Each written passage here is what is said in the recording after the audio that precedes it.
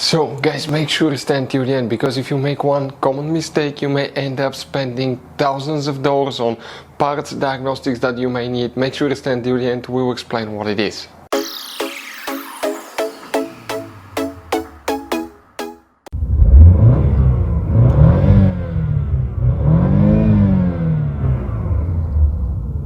Hey guys, welcome back to Electrical Car Repair Life. Thank you guys for watching and subscribing to the channel. Today will be super helpful video to any of you having a Dodge Challenger D generation here from year 2014 to year 2024.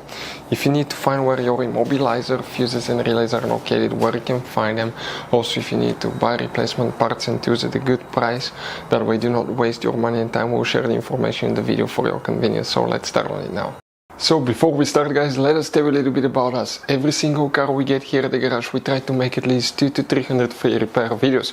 We take them completely apart, we show you how to fix transmissions, engines, bodywork, electrical components, fuses, relays. Why we do all that guys? Because our mission at the shop is to save you as much money as we can. All we need in return, please subscribe to the channel, like the video, that way we can keep making these free videos. We have guys more than 15,000 free repair videos on our YouTube channels that can practically guys save you thousands of dollars in future repairs. And if you need to buy parts, tools at a good price, quick shipping, we'll put the links in the description of the video below for your convenience. So the immobilizer, fuses, relays, where you can expect to find them guys. Okay, we will demonstrate on this generation Dodge Challenger here. Specifically for that we need to work in two different fuse boxes. Where are they located? The first one, you need to open the hood. When you open the hood, on the passenger side next to your engine, you may have a V6, V8, it should work for both. You have that fuse box, main engine fuse box. These two tabs, squish them together, lift the cover up, and you're going to find a fuse box with a layout like this one here. Before we continue, let's explain quickly why it's always a good idea to test fuses and relays. It is guys very important to test fuses and relays. On those fuses you cannot clearly see if they're burnt or not, especially you can see in the J-case fuses as well.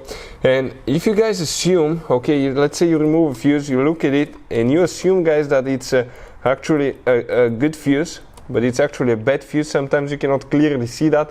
What can easily happen guys at that point, you can put the bad fuse in and you start replacing parts and tools that you don't need to, so you lose your time, you lose your money to fix a problem that doesn't exist, when all we had to do is test the fuse and replace it. We'll put a link to a special video that will teach you how to test fuses, how to check relays very easily as well guys. So check it out, it will be in the description of the video below.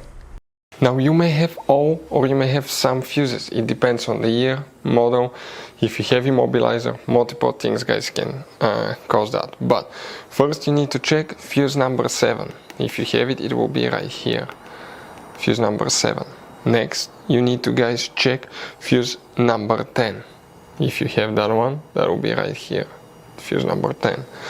After that you need to check fuse 24 right here. And next you need to check relay 59 right there. After that you need to come to the trunk and open the trunk. When you do that guys, lift the carpet liner up. On the back side you have the spare tire and the car battery here. Behind the car battery is the trunk fuse box, that's a closer look of it. You need to lift that cover up by squishing the tabs at the same time and lift up. You will open the fuse box. Here specifically we need to check fuse 33 now. So in that row of fuses here, that's 31, the one next to it is 32, it's barely visible, and that's 33. That 15M fuse on the right side, that's the one that you need to check. Next, some of you may have one relay, which is known as relay 29, right here, and relay 14. Not all models will have relay 14, but if you have it, check it as well, guys. Those are the things that we usually check.